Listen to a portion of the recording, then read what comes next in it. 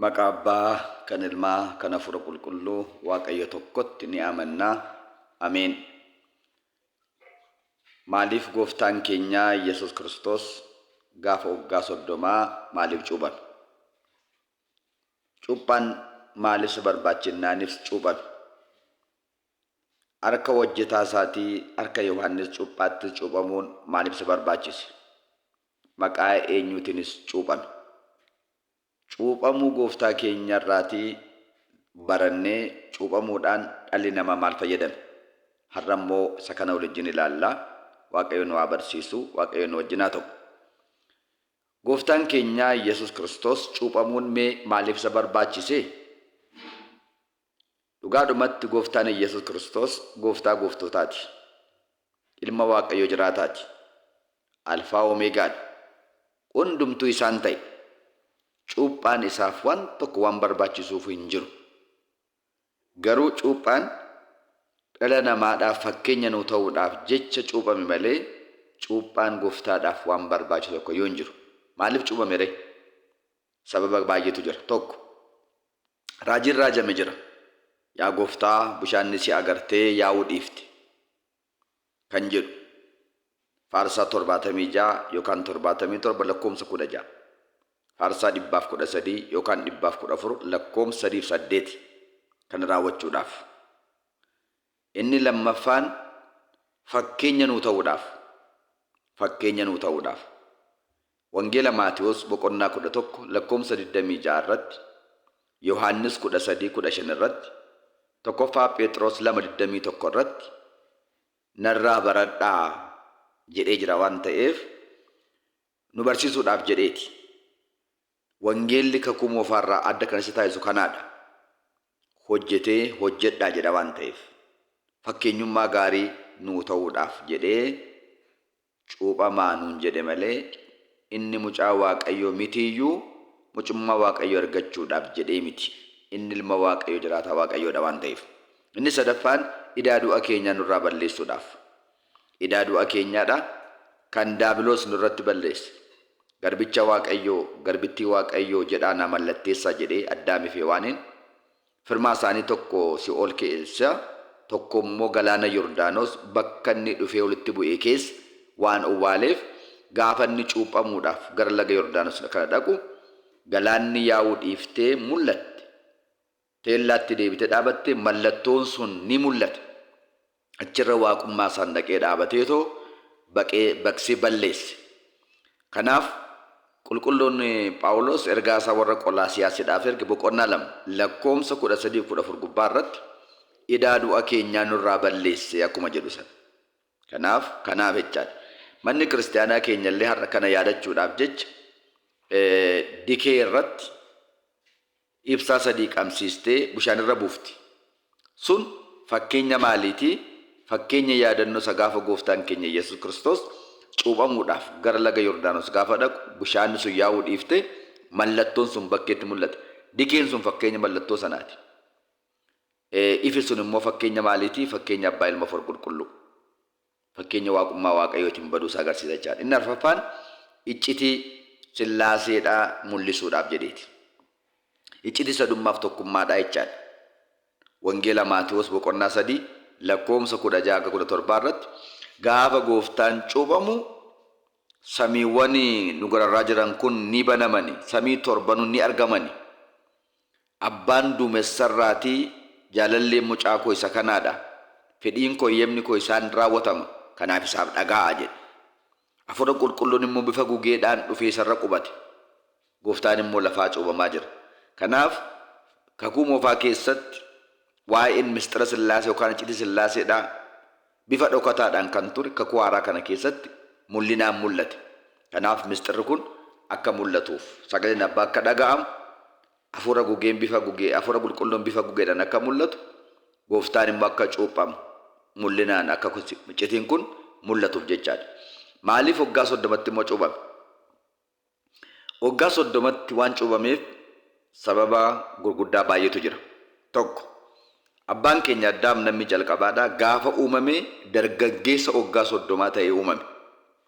Gaafa guyyaa 40 isaati immoo mucummaa ayyaanaaf eebba fudhatee gara gannataatti seenee ture.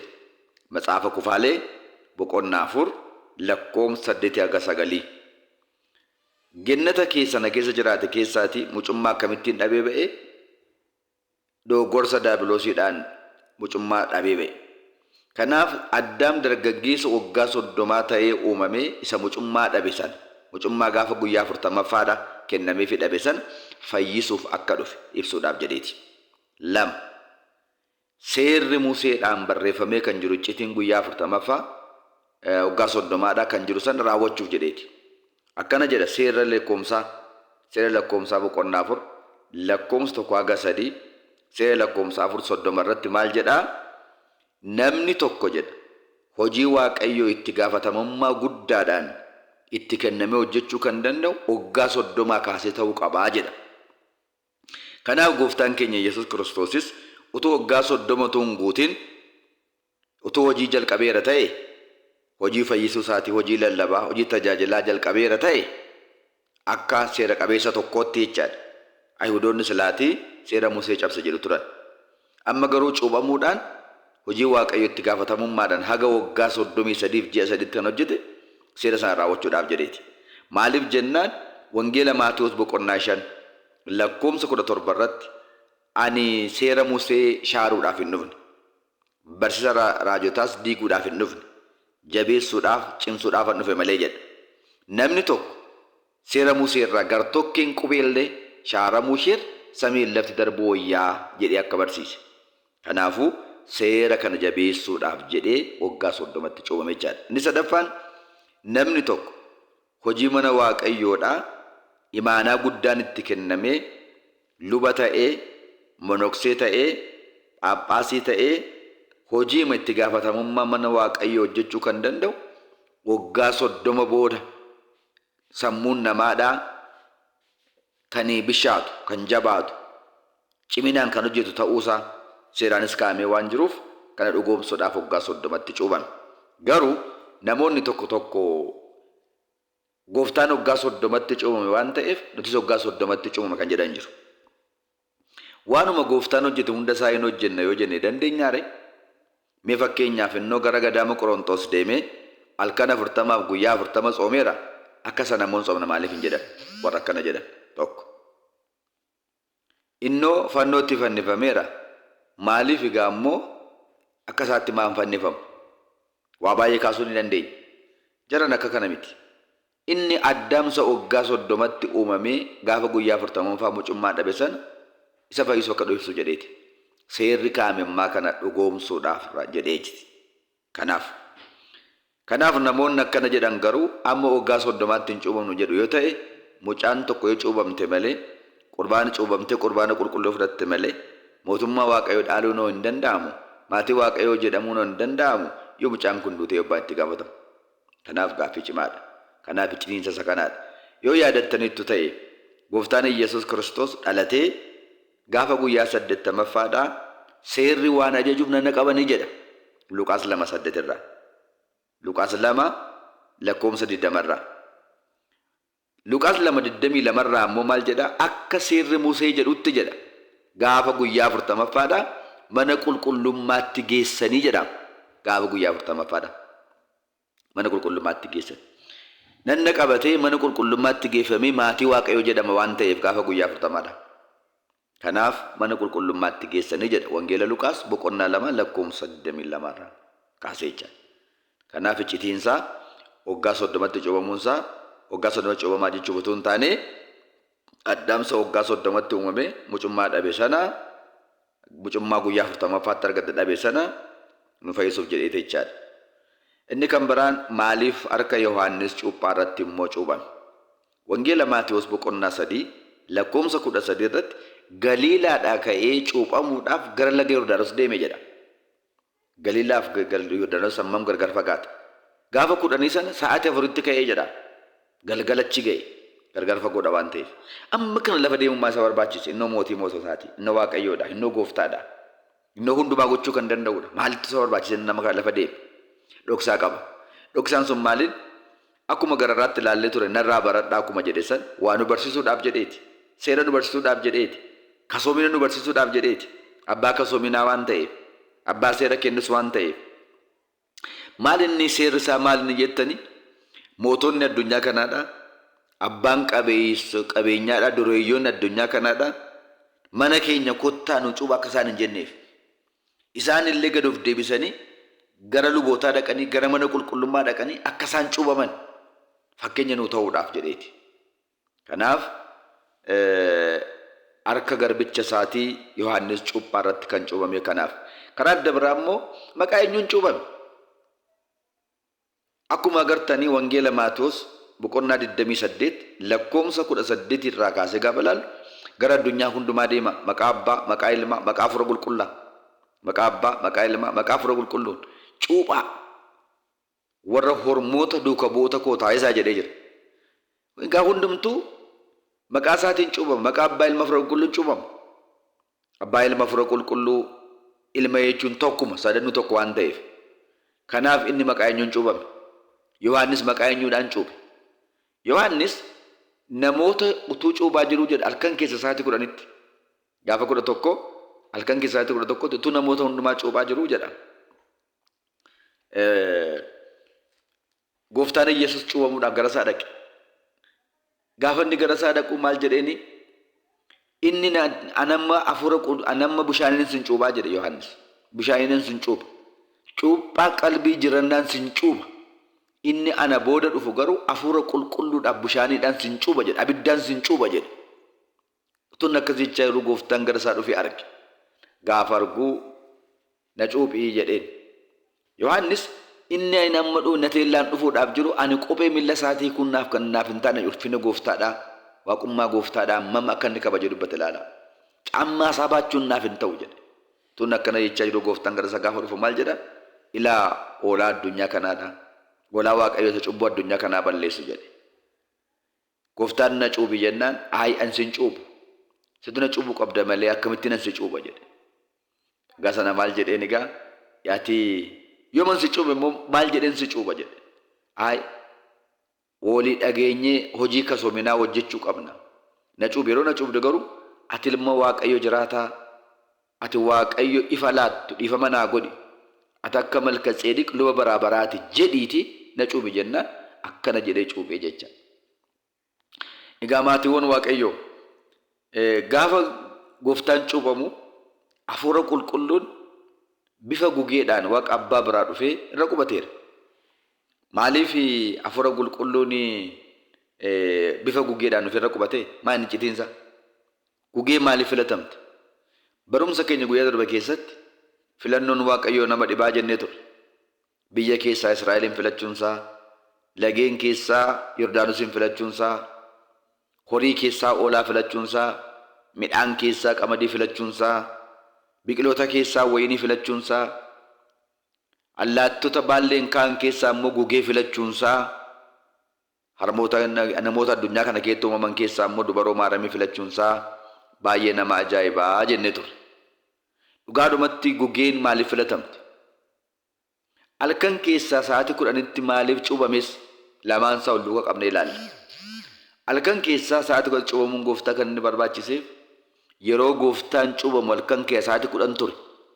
Gaafa sana Hafuura Qulqulluun bifa gugeen dhufee irra buufate ture. Egaa irra kan qubate sun gugee miti Hafuura Qulqulluudha malee jedhee biyyi lafaa namoonni hundumtu akka amananiif. Maaliif jennaan gugeen yookaan simbir halkan hin ka'anka hin barrisanika dukkana keessa hin barrisa waan ta'eef. Kanaaf inni dhufe kun gugee miti allaattis miti Hafuura Qulqulluu ta'uusaa ibsuudhaaf. Hafuura Qulqulluun immoo qaama gugeedhaan maaliin mul'ate? Waa'een gugeedhaa kitaaba qulqulluu keessatti waan ta'e baay'een barreeffamee jira. Yaadadhaa bara bishaan badiisaa san bishaan badiisaa lafarraa akka qoore abbaan keenya Noohi harraa keessa ergee ture. Deebiin finnee fi gugee immoo ergee gugeen garuu akka bishaan lafarraa goge ejersa yookaan xallaaddoo kuttee fiddelkaaniidhaan gogeera kan jedhu. Ilaala amma nama amanamtu akka taate. Hafuura Qulqulluunis ergaa isaanii raawwata amanamaadha. Misraachoo nagaa namatti hima. Milikkita nagaa namaa laata. Kanaaf Hafuura Qulqulluun gugeetti fakkeeffame. Tokkos waa'ee gugeedhaa gooftaan barsiiseera. Wangeela Maatewos boqonnaa 10 lakkoomsa 16 akkana jedhe akka gugee garraamii ta'a. Akka bofaa immoo abshaala ta'a jedhe. Abshaalummaan bofaaf garraamummaan gugeedhaan maal yoo jettani dhugaadha. Yeroo markaba kee turte san yeroo hanqaaquu kan buphaashetti buuftu geenyaan akkuma beektanii waan akka wolqaa wayii keessatti yookaan immoo waan akka marga walitti qabdee ijaarteeti kan isheen keessatti hanqaaquu ishee hanqaattu. Bara sana keessa bofi beelee afaan bana jira ture. Afaan bofaa kana keessatti garraamiidha waan taateef dhattee keessatti hanqaatte. Innis abshaala waan ta'eef amma isheen bobaaftutti yoo nyaadhe as keessaa na baasee alatti na darbata abbaan kun noohi jedhee ammanni isheen bobaaftutti eegee jedha. Kanaaf ilaala garraamummaa ishee. Kanaaf hafuura qulqulluun garraamummaa akkasii waan qabuuf karaa adda biraa gugeen yoo rukutan yoo hariyaan hanqaaquu isheellee yoo cabsan raawwattee mana ishee dhiiftee hin deemtu. Mana ishee dhiiftee hin deemtu. Iddoo bultoo ishee dhiiftee hin deemtu. Kan isheen deemtu yoo maal ta'edha malee yoo mana ishee jalaa diigan qofa malee. Kanaaf hafuura qulqulluunis namarra erga bulee booda kan inni namarraa godaanii deemu waan cubbuu hojjenneef, waan ejjineef, waan sobneef hojii cubbuu kan biraa hojjenneerra raawwatee hafuura qulqulluun dhiisee hin deemu. Inni gaafa guyyaa 40 mucummaadhaan fudhanne sun. Kan inni nurraa godaanee deemu mana qulqullummaa Waaqayyoo kan ta'e jireenya keenya kanaan Waaqayyoon yoo ganneedha, yoo Waaqayyoon ganan, yoo gantuu ta'an nama gaata. Gantuu taatee jennaan hafuura qulqulluun sirraa godaana, hafuura qulqulluun sirraa godaanee jennaan hafuura xuraan immoo si seenachaadha. Kanaafuu hafuura qulqulluun garraamiidha namarraa hin godaanu kan jedhu sanaa nu barsiisuudhaaf jedhe jechaadha. Egaa walumaa gala cuuphaadhaan faayidaan dhalli namaa argate baay'eedha, guddaadha. Cuuphaadhaan dhalli namaa faayidaan argatee waa hedduudha. Tokko cubbuun zariidhaan nutti dhufe ayyaana Waaqayyoodhaan tolummaa Waaqayyoo nurraa bade, nurraa haqame. Hojii ergamootaa 2:38. Cubbuun Addaamii fi waan hin dhufe sun nurraa ka'eera. Inni waggaa 5,500 sun garba nu godhate sun nurraa ka'eera. Darbaa dabarsaa nun kan namatti nama dhaalee ture sun abbaarraa haadharraa dhaalaa ture sun nurraa ka'eera. Amma namni cubbuu hojjetee hin du'a. Waanuma amanuu dhiisee du'a malee amanee jennaan namni kamuyyuu abbaa mataa isaatti ni gaafatama jechaadha. Kanaaf cubbuun sanyiidhaan dhufe nurraa badeera. Ni lammaffaa mucummaa Sillaasee arganneera. Mucummaa Sillaasee arganneera. Galaatiyaa 4:7. Wangeela Yohaannis 1 irrattis maal jedha? Isin jedha warri maqaasaa simattanii fi warri isatti amantan aboo mucaa Waaqayyoo jedhamu argattaniitu jedha. Egaa warri gurguddoon amananii cuumaman, maatiin warra amananii immoo ijoolleen isaaniidha akka isaan cuumaman taasisu. Kanaafuu aboo mucummaa argachuu arganneera jechaadha. Amaariffaan maal jedha? የልጅነት ስልጣን አገኝታችኋል። Kanaafuu cuuphaadhaan mucummaa arganneera jechaadha. Dhufee mucaa ta'ee dhalatee cuuphamee mucummaa dhabnee turre sana mucaa Daabiloos garbicha jedhamee nurraa kaasee mucummaa nu gonfachiiseera jechaadha. Galanni maqaa isaatiif haa ta'u. Faayidaa guddaadha kun. Inni sadaffaan maal arganneerra? Mootummaa Waaqayyoo dhaaluu dandeenyeera. Wangeela Yohaannis 3:5. Dhuguman isiniin jedha. Namni bishaaniif hafuurarra dhalachuu yoo baate mootummaa Waaqayyoo dhaaluu hin danda'u jennaan. Niqoodimoos namni edda qancaree edda nama guddaa ta'e akkamittiin garaa haadhaatti deebi'ee lammaffaa dhalachuu danda'a jedhe. Gooftaan maal jedhe? Namni al tokko dhalate al lama du'aa. Namni al lama dhalate immoo al tokko du'aa jedhe. Al tokko qofa dhalachuu jechuun maal jechuudha? Abbaa fi haadha dhalatanii cuuphaadhaan hafuura qulqulluudhaan dhalannu yoo ta'e du'a duuna jechuudha. Fooniif lubbuudhaan gargar bannin duuna, lubbuudhaan immoo si'ool keessatti namni naqeen du'a jechuudha. Abidda baraabaraatti. Booda immoo abidda gahannamaatti. Kanaaf kanarraa akka ooluuf carraa arganna jechuudha. Namni al lama dhalate jechuun abbaa fi haadha dhalate hafuura qulqulluu fi bishaanirraa immoo yoo cuuphaadhaan dhalanne immoo tokko duwwaa duuna jechuudha. Du'a isa kam? Biyyoorraa uumamte biyyootti deebita. Sabooda immoo du'a sana keessa ka'uudhaaf jiru. Boqonnaa sayyadame, riba sayyadame isa jechaadha. Kanaafuu maatiiwwan Waaqayyo mootummaa Waaqayyoo dhaaluudhaaf aboosa arganneera. Inni arfaffaan nageenya arganneera. Nageenya, nagaa, fayyina arganneera. Maarqos 16:16. Inni shanaffaan Kiristoos wajjin tokko taaneera. Kiristoos wajjin tokko taaneera. Maaliin cuuphaadhaan? Galaatiyaa 3:27. Inni ja'affaan maatii Waaqayyoo jedhamneera.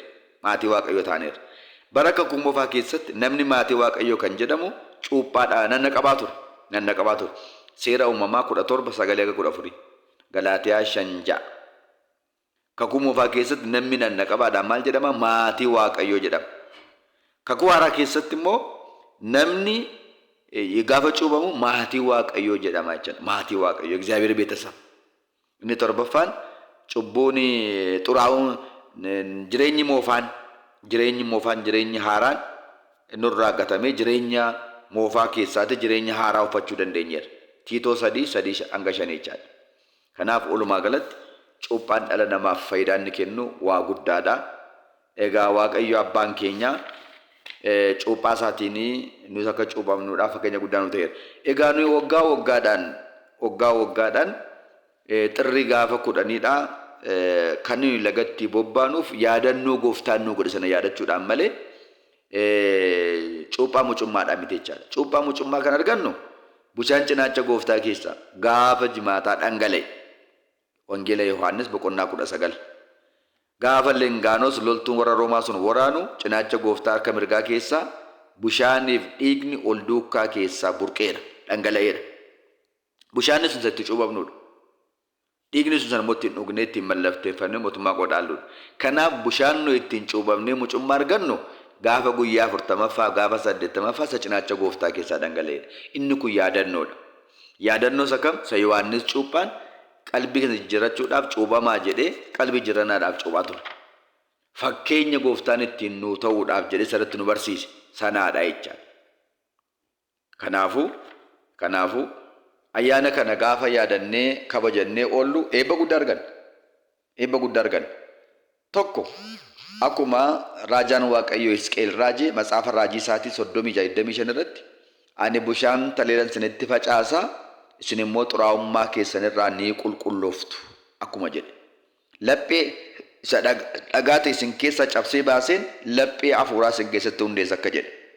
Kanaafuu gaafa bushaan kun nurra cobdu tajaajila hafuura qulqulluudhaan tajaajila argamuudhaan fayyina hin argamne, eebba hin argamne, ayyaana Waaqayyoo hin argamne fudhannee galla jechaadha. Kanaaf yaadannoon qulqullootaayuu eebbaaf jedha mitire. Yaadannoon qulqullootaayuu eebbaaf jedha. Kun immoo Waaqa qulqulloota isa uumeedha. Gooftaa gooftotaati, mootii moototaati. Yaadannoo isaa kana gaafa goonu immoo eebba dachaa hammamii arganna jettanii yaaddure. Dhugaadha. Kanaafuu Waaqayyo yaadannoo isaa baranaa kanaan akka goone eebba isaa, suga isaa, fayyina isaa, jireenya isaa, dhiifama cubbuu isaa gooftaan nuuf haa laatu. Baranaan nu ga'eera. Biyya keenya immoo nagaa taasisee nama bare garii immoo gooftaan nu haa taasisu. Egaa yoo jaalala Waaqayyoo ta'e amma immoo waa'ee Qaanaa Galilaa isa jedhu immoo guyyaa itti aanu waliin barannaa. Waaqayyo nama guyyaa sanaan nu haa taasisu. Galanni Waaqayyootiif haa ta'u. Amiin.